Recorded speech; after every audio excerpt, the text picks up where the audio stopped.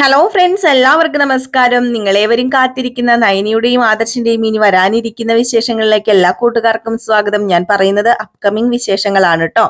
ഇനി വരാനിരിക്കുന്ന വിശേഷമാണ്. ഇന്നും നാളെയും കാണിക്കുന്ന വിശേഷമല്ല ഞാൻ പറയുന്നത്. അപ്പൊ തെറ്റിദ്ധരിക്കരുത്, അതുകൊണ്ട് എടുത്ത് പറഞ്ഞതാണ് കേട്ടോ. കുറെ പേര് പറയുന്നുണ്ട് ഈ വിശേഷമൊന്നും ഇന്നും നാളെയും ഒന്നും കണ്ടില്ലല്ലോ, ഇന്ന് വന്നില്ലല്ലോ, കഴിഞ്ഞു പോയില്ലല്ലോ, ഇനി നാളെ ഈ വിശേഷം വരുന്നു തോന്നുന്നുമില്ലല്ലോ എന്നൊക്കെ കുറെ പേര് അഭിപ്രായങ്ങൾ പറയുന്നുണ്ട്. കമന്റ് ബോക്സ് ഓഫ് ചെയ്ത് ഇടേണ്ട ഒരു അവസ്ഥ വരെ വന്നിട്ടുണ്ട്. കാരണം അതുപോലെയുള്ള കമന്റ്സുകൾ വന്നിട്ടുണ്ട്. അതുകൊണ്ടാണ് ഞാൻ നിങ്ങളോട് എടുത്തു പറയുന്നത്. ഇനി വരാനിരിക്കുന്ന വിശേഷങ്ങളാണ്. പ്രമോ വിശേഷം എന്നും പറയാൻ പറ്റില്ല, അപ്കമിങ് വിശേഷങ്ങൾ എന്ന് എടുത്ത് പറയുന്നത് അതുകൊണ്ടാണ് കേട്ടോ. അപ്പൊ ഏതായാലും ഞാൻ വിശേഷത്തിലേക്ക് തന്നെ കടക്കാം. അങ്ങനെ നമ്മുടെ അനാമിക ഗർഭിണിയാണ്. അത് വെറും കള്ളമാണ് കേട്ടോ. ഞാൻ ഇപ്പോഴേ പറയുകയാണ്, അനാമിക ഗർഭിണിയാണെന്ന് പറയുന്നത് വെറും പച്ചക്കള്ളമാണ്. അനാമികയ്ക്ക് അനന്തപുരി തറവാട്ടിൽ പിടിച്ചു നിൽക്കാനുള്ള വെറും ഒരു കച്ചിത്തുരുമ്പ് ഉണ്ടാക്കിയെടുത്തിരിക്കുന്നതാണ് രേവതിയും വേണുവും കൂടെ ചേർന്ന്. അങ്ങനെ തട്ടിയും മുട്ടിയൊക്കെ ആ കുടുംബത്തിലെ പിടിച്ചു നിൽക്കണം, സ്വത്തുക്കൾ എങ്ങനെയെങ്കിലും അനാമികയ്ക്ക് കയ്യിലാക്കണം.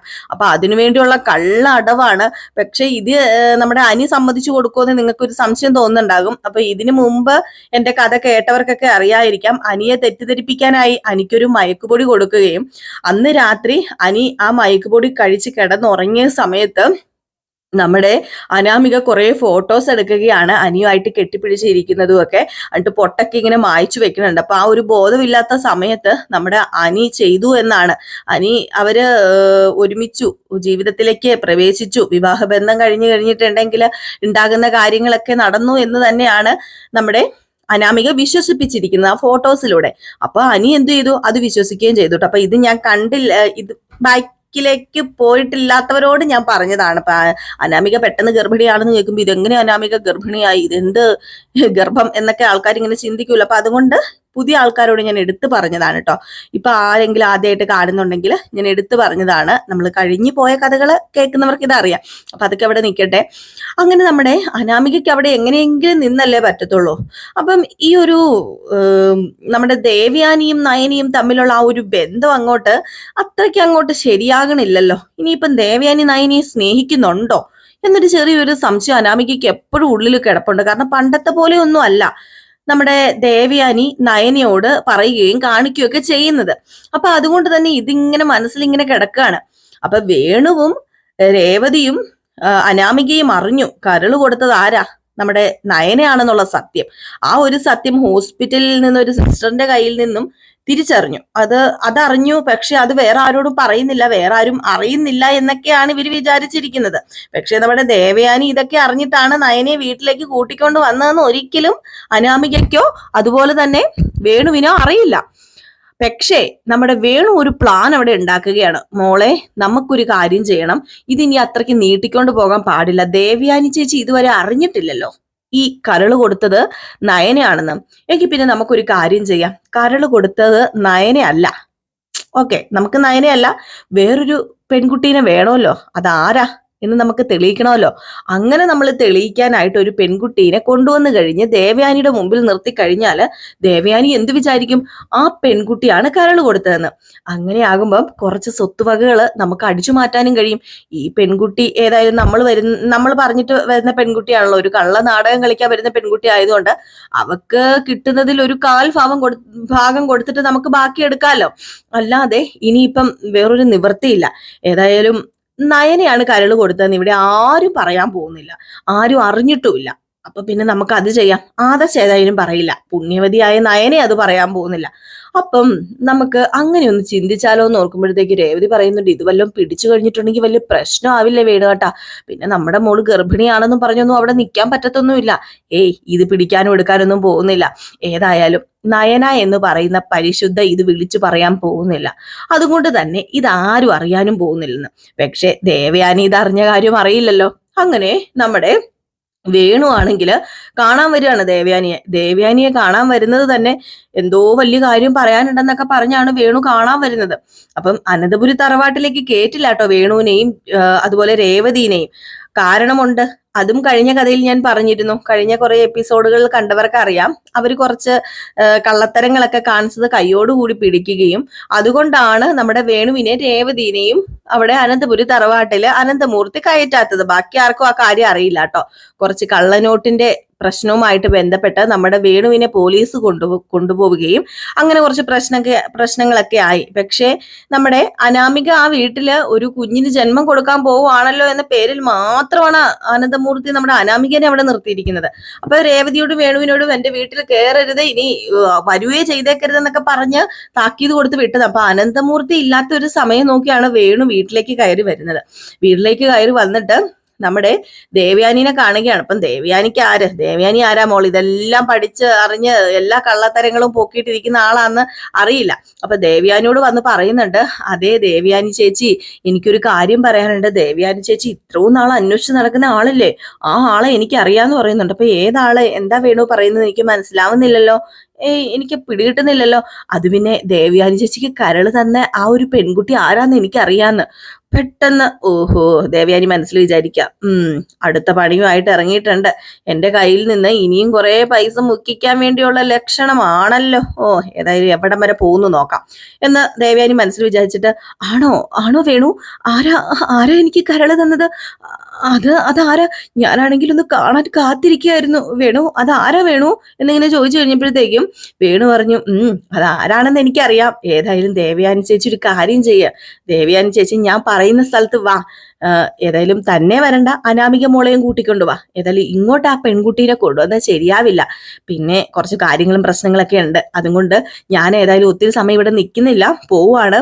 ഞാൻ കാരണമാണ് ഇത് അറിഞ്ഞതെന്നൊക്കെ അറിഞ്ഞു കഴിഞ്ഞാൽ, ഞാൻ പറഞ്ഞതാണെന്നൊക്കെ അറിഞ്ഞു കഴിഞ്ഞാൽ അത് വലിയ പ്രശ്നമാകും ദേവയാനി ചേച്ചി. അതുകൊണ്ടൊരു കാര്യം ചെയ്യാം, ഞാൻ ബാക്കി ഡീറ്റെയിൽസ് എല്ലാം മോളോട് പറഞ്ഞേക്കാം. ഏതായാലും ഞാനിപ്പോ പോവാന്ന് പറഞ്ഞു. ഹമ്പട കള്ള, എടാ അടുത്ത നുണയുമായിട്ട് നടക്കാല്ലേടാ നീയും നിന്റെ മോളും നിന്റെ ഭാര്യയും കൂടെ എല്ലാ നുണകളും പറഞ്ഞത് പോരാഞ്ഞിട്ട് ഇപ്പൊ അടുത്ത നുണയും കൊണ്ട് വന്നേക്കാണല്ലോ ദേവയാനി ഈ കാര്യം നീച്ചെന്ന് നേരെ നയനിയോടും നവ്യോടും പറയാണ്, മക്കളെ ഇങ്ങനെ ഒരു സംഭവം ഉണ്ട്, കുറച്ച് പൈസ അടിച്ചു മാറ്റാനുള്ള ലക്ഷ്യമാണെന്ന് തോന്നുന്നു, കരള് തന്ന പെൺകുട്ടീനെ പരിചയപ്പെടുത്താന്ന് പറഞ്ഞിട്ടുണ്ട് എന്ന് പറഞ്ഞപ്പോഴത്തേക്കും നവ്യ പറഞ്ഞു, ഓഹോ അങ്ങനെ പറഞ്ഞെങ്കിൽ ഒരു കാര്യം ചെയ്യണം വല്യമ്മ, തീർച്ചയായിട്ടും ആ പെൺകുട്ടീനെ കാണാൻ പോകണം. ഈ കള്ളത്തരം ഇനി ഇങ്ങോട്ട് കൊണ്ടുപോയാൽ ശരിയാവില്ല, രണ്ടിനെ പിടികൂടണം.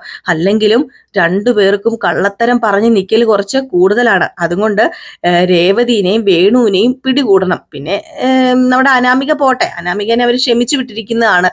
കാരണം ഒരു അനിയുടെ കുഞ്ഞു വയറ്റിലുണ്ടല്ലോ എന്ന് പറഞ്ഞ് ക്ഷമിച്ചു വിട്ടിരിക്കുകയാണ്. അപ്പൊ നമ്മുടെ അതിനിടയ്ക്ക് അനാമിക കടന്നു വന്നിട്ട് ഇങ്ങനെയാ സംഭവം എന്നോട് പറഞ്ഞ് എൻ്റെ അച്ഛൻ പറഞ്ഞു, ബാ നമുക്ക് നാളെ പോയി ആ പെൺകുട്ടീനെ കാണാം എന്ന് പറയുന്നുണ്ട്. അപ്പോഴത്തേക്കും ദേവേന് പറഞ്ഞു, ആണോ, അങ്ങനെയാണെങ്കിൽ എനിക്ക് കുറേ സ്വർണങ്ങളും കുറേ പൈസകളും ഒക്കെ കൊടുക്കണം മോളെ. ആ പെൺകുട്ടീനെ കാണാൻ എനിക്ക് കൊതിയാവുക, ഇപ്പൊ തന്നെ അങ്ങ് കണ്ടാ മതി എന്നൊക്കെ തോന്നുവാന്ന് പറഞ്ഞുകൊണ്ട് ദേവയാനി അടവ് കളിക്കുന്നതാണ് കേട്ടോ. അപ്പോഴത്തേക്കും തന്നെ ആശ്വാസമായി അനാമികയ്ക്ക്. എത്ര ലക്ഷം രൂപ കിട്ടും, എന്ത് സ്വർണം കിട്ടും, ഇനി ഞാൻ കോടീശ്വരി ആവൂല എൻ്റെ ഈശ്വര എന്നൊക്കെ പറഞ്ഞുകൊണ്ട് നിലത്തൊന്നും അല്ല. അങ്ങനെ അനാമിക നേരെ രേവതിനെ വിളിച്ച് പറയുകയാണ്, അമ്മേ നമ്മൾ വിചാരിച്ച കാര്യങ്ങളൊക്കെ നടന്നു, നമ്മുടെ പ്ലാനൊക്കെ സക്സസ് ആകാൻ പോവാണ്. അല്ല ഏത് പെൺകുട്ടീനെയാ ഈ അച്ഛൻ കണ്ടുപിടിക്കാൻ പോകുന്നത്? അപ്പോഴത്തേക്കും പറഞ്ഞിട്ടുണ്ട്, നമുക്ക് ഏകദേശം 10-26 വയസ്സുള്ള ഒരു പെൺകുട്ടീനെയാണല്ലോ വേണ്ടത്. ഏതായാലും ഒരു നല്ല നാടക നടീനെ ഒത്തു കിട്ടിയിട്ടുണ്ട്. ആ പെൺകുട്ടിക്ക് നമുക്ക് കിട്ടുന്നതിൽ ഭാഗം പോലും കൊടുക്കണ്ട. ദാരിദ്ര്യം പിടിച്ച ഏതോ കുടുംബത്തിലെ നാടക നടിയാണേ, അതുകൊണ്ട് 10,000-5,000 കൊടുത്തു കഴിഞ്ഞിട്ടുണ്ടെങ്കിൽ തന്നെ ഭയങ്കര സന്തോഷമായി. ഇനി 10,000 കൊടുത്താൽ തന്നെ അവർക്ക് ഭയങ്കര സന്തോഷമാവും. ബാക്കി നമുക്ക് എടുക്കാലോ എന്നൊക്കെ ഇങ്ങനെ പറഞ്ഞ് ഭയങ്കര ഗൂഢാലോചനയൊക്കെയാണ്. ഏതായാലും നല്ല പണി കൊടുക്കാടി എന്ന് പറഞ്ഞുകൊണ്ട് തന്നെ നമ്മുടെ ദേവയാനി പിറ്റേ ദിവസം നയനയുടെ കൂടെ കാണാൻ വേണ്ടി പുറപ്പെടുകയാണ്. അതിന്റെ പുറകെ ആയിട്ട് കുറച്ച് വീഡിയോസ് ഒക്കെ പിടിക്കാനായിട്ട് നയനയും നവ്യയും പുറകെ പോകുന്നുണ്ട്. അപ്പൊ കള്ളത്തരങ്ങൾക്കൊക്കെ അന്ത്യം കുറിക്കാനായിട്ടാണ് ഇവർ ശ്രമിച്ചുകൊണ്ടിരിക്കുന്നത്. പക്ഷേ ഏറ്റവും വലിയ കള്ളത്തരം ഇപ്പൊ നടന്നുകൊണ്ടിരിക്കുന്നത്, ഇപ്പൊ അല്ലാട്ടോ, ഇനി വരാനിരിക്കുന്ന കള്ളത്തരം എന്ന് പറഞ്ഞാൽ നമ്മുടെ അനാമിക ഗർഭിണി എന്ന കള്ളത്തരമാണ്. അപ്പൊ അത് പൊളിച്ചടക്കിയാൽ മാത്രമേ അനാമികനെ ആ വീട്ടിൽ നിന്നും അടിച്ച് തൂത്ത് കളയാൻ പറ്റത്തുള്ളൂ. അപ്പം അതിനുള്ള വഴിയാണ് ഇനി കണ്ടെത്തേണ്ടത്. പക്ഷെ ഇവരിപ്പം ഈ ഒരു കള്ളത്തരം കണ്ടുപിടിക്കാൻ വേണ്ടി പോകുന്നുണ്ട്. ഏതായാലും ഇതിനിടയില് നമ്മുടെ ദേവയാനി നല്ല പൊട്ടീര് വെച്ച് കൊടുക്കുന്നുണ്ട്. ആർക്ക്?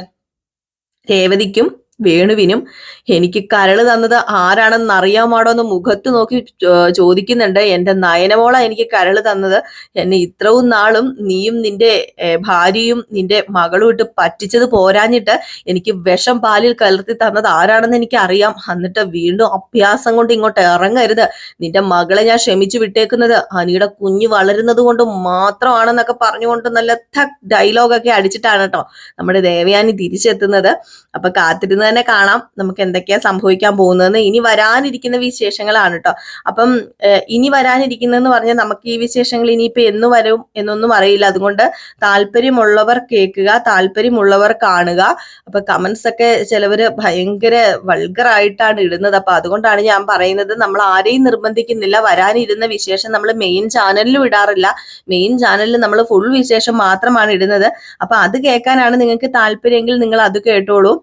പിന്നെ ഇനി വരാനിരിക്കുന്ന വിശേഷങ്ങൾ ചിലപ്പോൾ നമുക്ക് ഇതിൽ എന്തെങ്കിലും മാറ്റങ്ങൾ സംഭവിക്കുമെന്നോ സീനുകൾ അങ്ങോട്ടും ഇങ്ങോട്ടും മാറിപ്പോകുമെന്നോ എന്നൊന്നും അറിയില്ല. അപ്പൊ അതുകൊണ്ട് ആണ് ഞങ്ങൾ പ്രത്യേകം അപ്കമിങ് വിശേഷങ്ങൾ എന്ന് പറഞ്ഞിടുന്നത്.